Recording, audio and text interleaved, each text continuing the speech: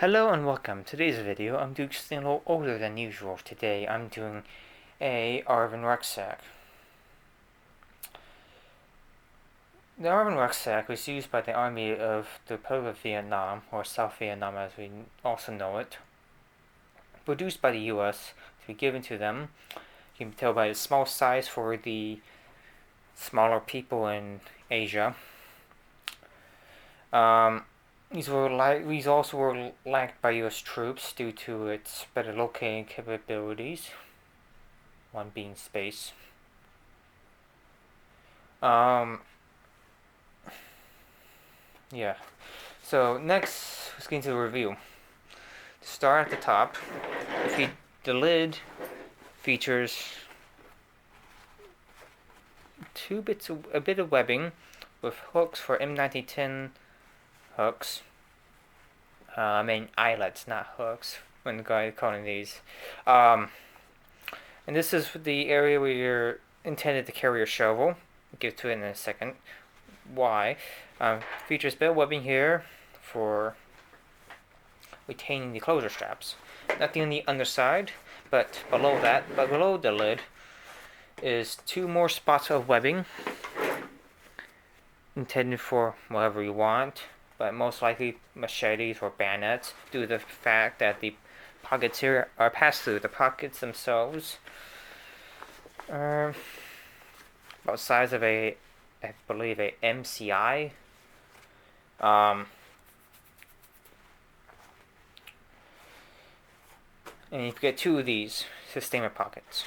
Moving down, you get the retainment strap for the shovel's handle, or actually, what would be more appropriate to call it, entrenching tool, or whatever your fancy is. Then you have your two closure strap whatevers. Let me tell you, if we're doing this video, so I don't want to screw it up too badly. You know those are. Features another few more spots of webbing at the bottom, intended for attaching cargo, such as, I don't know, maybe a poncho liner or something of your choice to be carried at the bottom of the pack. Size of the pack features two spots for lashing straps along with some webbing or attaching pouches. Mine has two of these lashing straps, essentially made out of canvas with this, what's it called, the thing here to help keep it from fraying, along with a slider, not a slider, but you know what I mean. And the same thing on the other side. Moving to the back.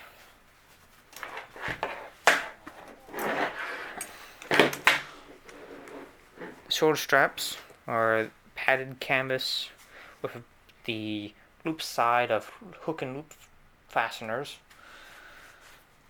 It features the same buckle that's used to help keep the lid closed, a bit of paracord to help pull up on it. Good, decent length of material that help to adjust. Again, if you're wondering why these are sewn, I get to that later.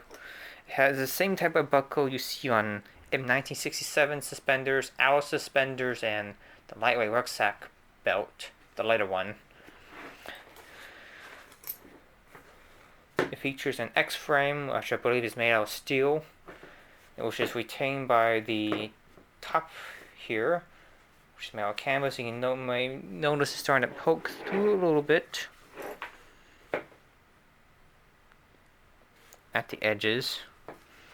And then it's retained by these two side straps which keep it in place.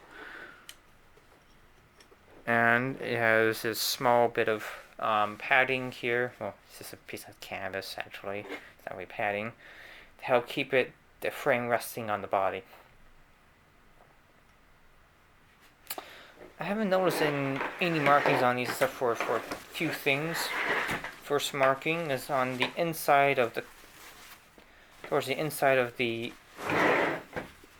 rucksack, which is marked 12, and on all these buckles which help retain. This one is the only one that's painted, and you see it's marked US with a P below it. Here we go. Inside is fairly bare bones. Not a whole lot to it. You see, it's fairly bare bones. Is there just to put stuff in there. No need for radios or anything of the such. And it's in the inside is the contents of the inside is secured by a bit more paracord. You just pull taut and tie a knot with. So this pack, I doubt was probably ever used. It probably was new old stock that somebody bought ages ago. It was given to me by my benefactor, who has given me IIFS uniform features and a Navy diaphragm mask Mark V.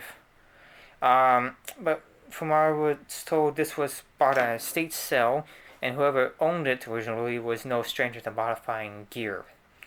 This one has been sewn together here for the shoulder straps so they don't come undone, which is the least destructive and easily reversible modifications that I got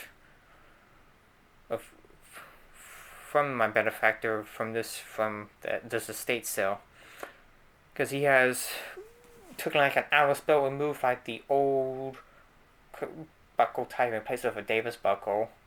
He had like a pair of M1967 20 round mag cases and removed all the straps off of it.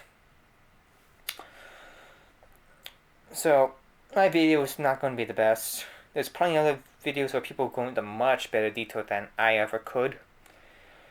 So if you'd like to say anything, be sure to put it in the comments below, and goodbye.